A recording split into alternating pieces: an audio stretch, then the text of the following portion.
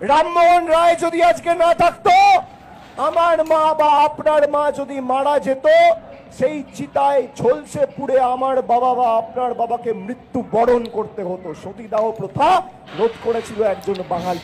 মানে আমি জানি যে আপনারা অবাক হচ্ছেন, তবে অবাক হওয়ার কোনো কিছুই নেই।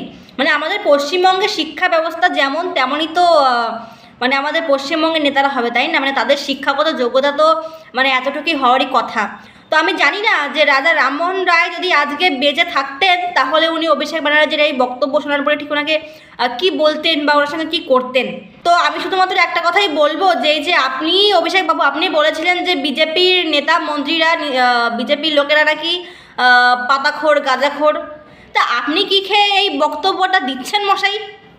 মানে আমরা বইতে সতীদাহর কথা পড়েছিলাম, সতীদাহ প্রথার কথা পড়েছিলাম, কিন্তু এই যে পতিদাহ প্রথা বলে কোনো কিছু যে ছিল বইতে ইতিহাসে, মানে এটা আমরা ফার্স্ট টাইম শুনলাম এবং আপনার মুখে শুনলাম।